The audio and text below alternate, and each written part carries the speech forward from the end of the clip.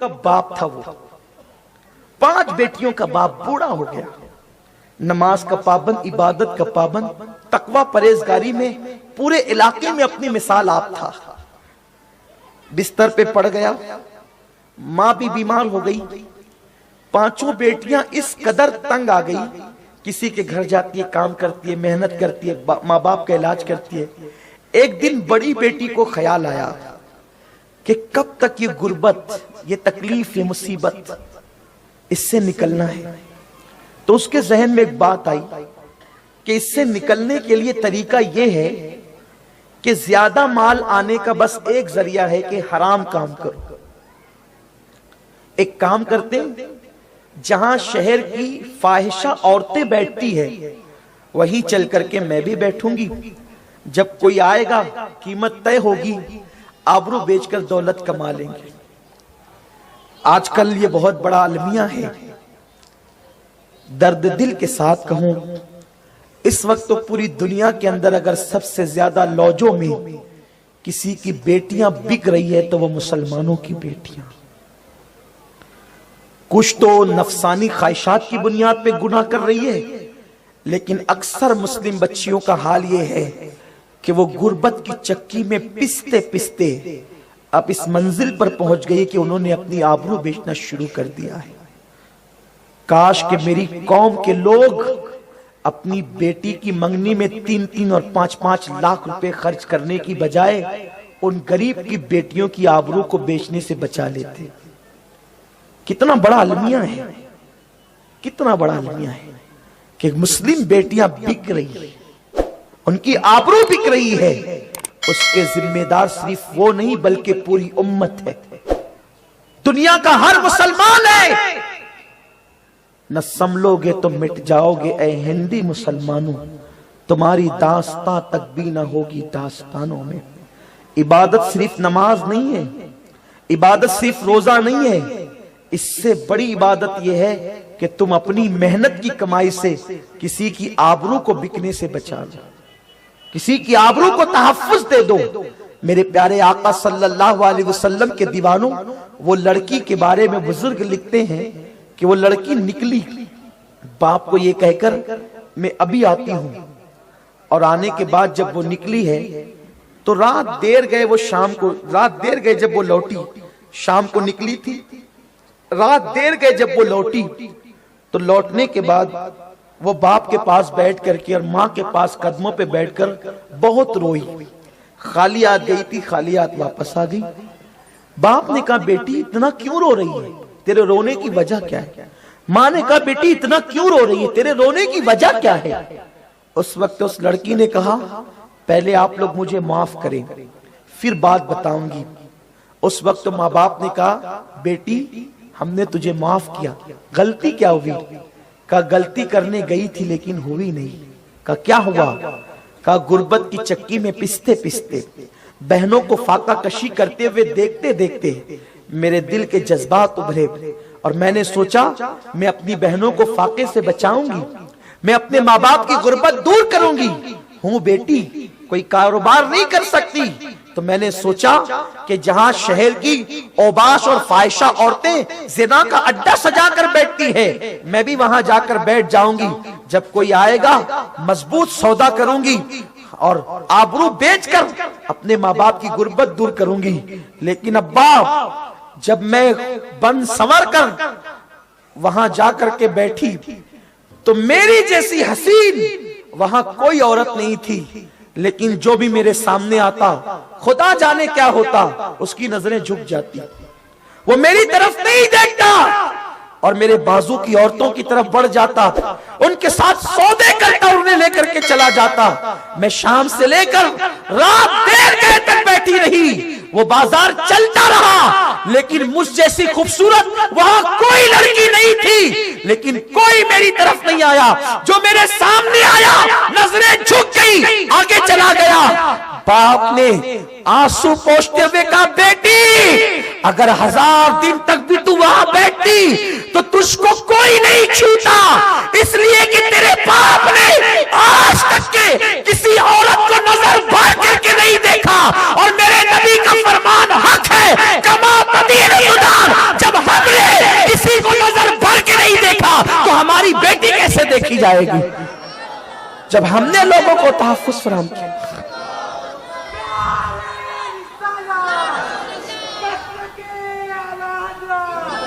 اپنی بیٹیوں کی آبرو کا سودا مت کرو۔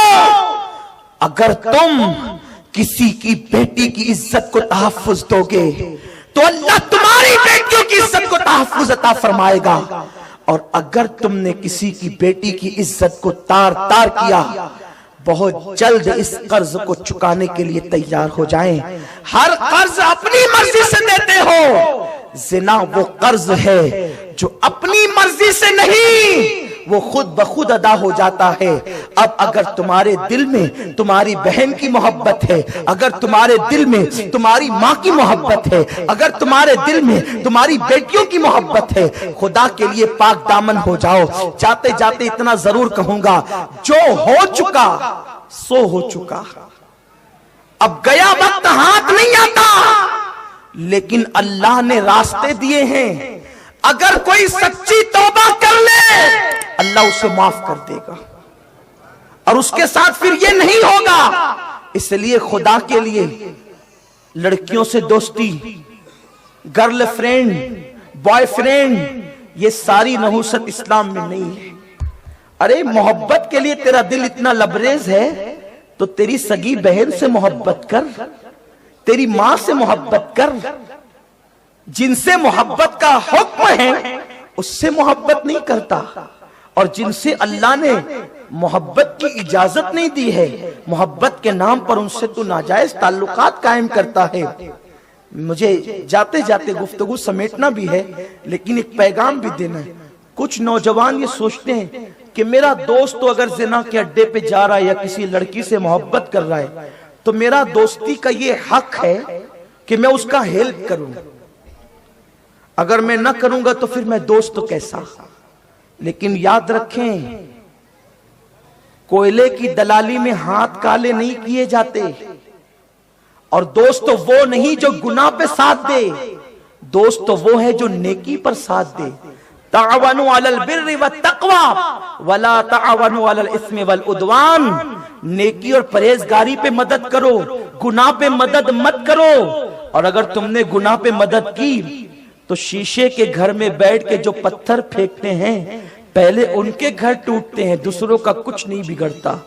جاتے جاتے آپ کو یہ پیغام دینا چاہتا ہوں، آج کل دوستوں کا سرکل بلتا ہے نا، میرا فلاں سے چل رہا ہے تو میں اس کا سپورٹ، وہ میرا سپورٹ کرے میں اس کا سپورٹ کروں۔ استغفر اللہ العیاذ باللہ، استغفر اللہ العیاذ باللہ، استغفر اللہ۔ کیا سوچ بن گئی؟ اگر کوئی تمہیں زنا کا دلال کہے تم اسے گوارا نہیں کرتے، کر تو وہی رہے ہو۔ دوستو وہ ہوتا ہے جب تم اللہ کو بھولے تو دوستو تمہیں اللہ کی یاد دلائے۔ چنانچہ اسی طرح دو دوستوں بڑی محبت، آپس میں بڑی محبت، دوستی میں بہت پیار محبت۔ ایک دن ایک دوست نے دوسرے دوست سے کہا، یار وہ جو اپنی محلے کی مسجد کا امام ہے نا، اس سے، اس کی بیوی سے مجھے محبت ہو گئی ہے، کیا تو میرا سپورٹ کرے گا؟ دوست نے کہا، یار اگر دوستی میں میں سپورٹ نہ کروں تو کون کرے گا؟ کیا میری مدد کی ضرورت ہے بتا۔ تو دوسرے دوست نے کہا، جب تو نماز پڑھنے کے لیے جانا نا اس کے پیچھے تو وہ امام جلدی سے گھر آ جاتا ہے، تو جلدی سے گھر آتا ہے تو میں جتنی باتیں اس کی بیوی سے کرنا چاہتا ہوں اتنا کر نہیں پاتا، اس لیے تو ایک کام کر، جب تو نماز کے لیے جانا تو اس کو دیر تک کے روکے رکھنا، کچھ بھی مسئلے مسائل میں اس کو الجھا کے رکھنا، تو جتنی دیر تک تو وہاں روکے گا اتنی دیر تک کہ میں اپنا کام کر لیا کروں گا۔ اس نے کہا بہت اچھا۔ اب چاروں وقت کی نماز میں، پانچوں وقت کی نماز میں وہ آتا، امام کو پکڑ لیتا، حضرت یہ کیا، وہ کیا، وہ کیا، وہ کیا، دونوں مسئلے مسائل میں الجھے رہتے، ادھر وہ اپنا کام کرتا۔ ایک دن اس نوجوان کو احساس ہوا کہ یار میں بہت غلط کر رہا ہوں، ایک امام کی آبرو سے میں کھیل رہا ہوں، وہ بھی میری محلے کی مسجد کا امام، اس کی آبرو سے میں کھیل رہا ہوں کہ میں اس کو اتنی دیر تک مسئلے مسائل کے نام پہ روکے رکھتا ہوں اور اس کی بیوی کی عزت کے ساتھ کھلواڑ ہوتا ہے، کھیل تماشا ہوتا ہے اس کی بیوی کی عزت کے ساتھ۔ اس کو جب احساس ہوا تو اس نے سوچا مجھے ساری باتیں کلیئر کر دینی چاہیے۔ وہ امام کے پاس گیا، کہنے لگا امام صاحب مجھے معاف کر دیں۔ کہا کیا بھائی کیوں معاف کریں؟ کہا معاف کیجئے گا، مجھے مسئلے مسائل سے کوئی دلچسپی نہیں ہے۔ دراصل جو میرا ساتھی ہے نا، اس کو آپ کی بیوی سے محبت ہو گئی ہے، تو وہ آپ کی بیوی کے ساتھ بیٹھ کر کچھ باتیں کرنا چاہتا تھا، اور اس نے مجھے مقرر کیا تھا کہ میں تم کو مسئلے مسائل کے نام پہ الجھاتا رہوں، اور وہ اتنی دیر تک کہ آپ کی بیوی کے ساتھ مستی موج کرتا رہے۔ تو میں نے دوست کی محبت میں اتنا غلط اور برا کام کیا کہ میں مسئلے سے مجھے کوئی دلچسپی نہیں تھی، میں آپ کو صرف الجھانے کے لیے مسئلے مسائل پوچھتا تھا۔ امام صاحب ہنسے۔ اچھا یہ بات سن کر امام کو غصہ آنا چاہیے تھا کہ میری بیوی کے ساتھ تم لوگوں نے اتنا غلط کیا۔ اتنا سب سننے کے بعد امام صاحب ہنسے اور ہنس کر کہتے تیرے دوستوں کو کون سی میری بیوی سے محبت ہوئی ہے؟ ابھی تک تو میری شادی ہی نہیں ہوئی ہے، میرے گھر میں میری بوڑھی ماں ہے، میرا بوڑھا باپ ہے، اور کوئی نہیں ہے تیسرا، تو کس سے اس کو محبت ہو گئی اور وہ کس کے ساتھ باتیں کرتا ہے؟ ابھی تک تو میری شادی نہیں ہوئی۔ تب اس کے دماغ کے اندر ایک عجیب سی روشنی پیدا ہوئی، ارے جب امام کی شادی نہیں ہوئی تو یہ یہاں مجھے بھیج کر کے کس کے ساتھ موج کرتا ہے؟ جب تحقیق کی تو پتا چلا کہ یہ کسی کا گھر جلانے گیا تھا، اس کا خود کا گھر جل گیا۔ لوگوں گناہ پر کسی کی مدد نہ کرو، اور اگر کر چکے ہو یا گناہ میں ڈوبے ہو سچی توبہ کر لو، میرا اللہ تمہیں معاف کر دے گا۔ ایک مجذوب بزرگ بستی میں اعلان کرتے پھرتے تھے، لوگوں اللہ سے صلح کر لو، اللہ صلح کرنے کے لیے تیار ہے۔ لوگوں اللہ سے صلح کر لو، اللہ صلح کرنے کے لیے تیار ہے۔ لوگوں اللہ سے صلح کر لو، اللہ صلح کرنے کے لیے تیار ہے۔ لیکن جب وہ بزرگ قبرستان میں دیکھے گئے تو قبرستان میں رو رو کے کہتے تھے، اللہ ان سے صلح کر لے، یہ صلح کرنے کے لیے تیار ہے، اللہ ان سے صلح کر لے، یہ صلح کرنے کے لیے تیار ہے۔ لوگوں نے دیکھ کر پوچھا، بابا آپ بستی میں کہتے ہیں لوگوں اللہ سے صلح کر لو، اور قبرستان میں کہتے ہیں اللہ ان سے صلح کر لے، آپ کا نعرہ بدل گیا، بستی میں الگ قبرستان میں الگ۔ اس بزرگ نے فرمایا جب تک انسان زندہ ہوتا ہے اللہ اس کو معاف کرنے کے لیے تیار ہے، انسان معافی نہیں مانگتا، لیکن جب مر جاتا ہے اور عذاب میں گرفتار ہو جاتا ہے تو پھر وہ اللہ سے معافی مانگتا ہے، لیکن اللہ اس کو معاف کرنے کے لیے تیار نہیں ہوتا، اللہ اس کو معاف کرنے کے لیے راضی نہیں ہوتا۔ اس لیے میں نے ان کو عذاب قبر میں گرفتار دیکھا، تو اس لیے عرض کر رہا ہوں اللہ ان سے صلح کر لے۔ جب تک یہ زندہ تھے اللہ کا اعلان تھا بندے معافی مانگ لے، اعلان ایک مرتبہ نہیں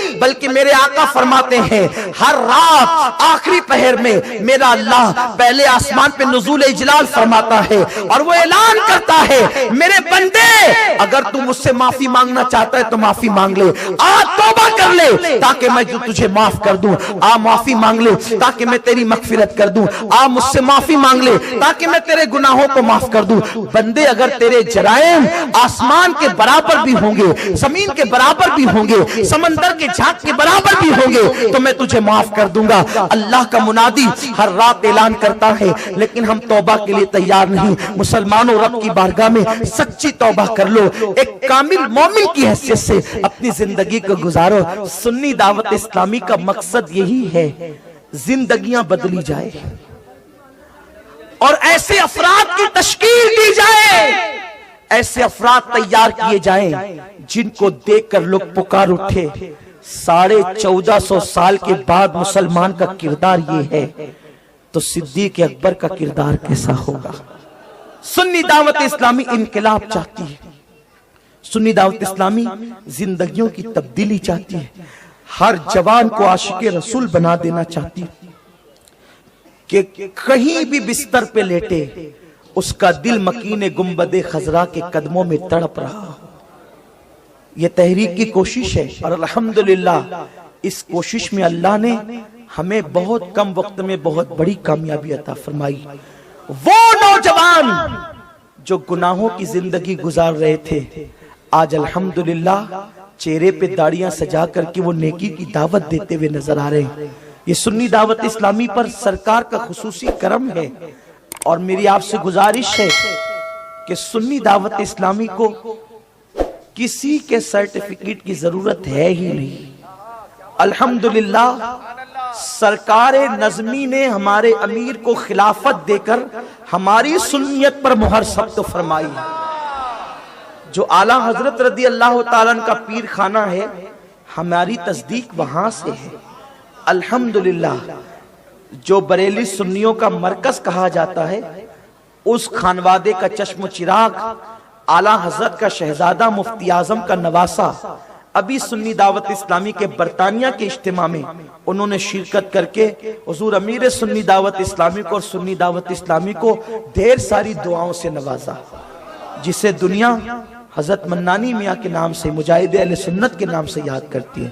الحمدللہ تعالی میرے آقا علیہ السلام کے دیوانوں، ہم سب سنی ہیں، سنی رہیں گے، سنی مریں گے، سنی اٹھیں گے۔ ہماری اپنی طبیعت ہے، ہم اپنی سنیت کو کبھی چھپا کر بات نہیں کرتے۔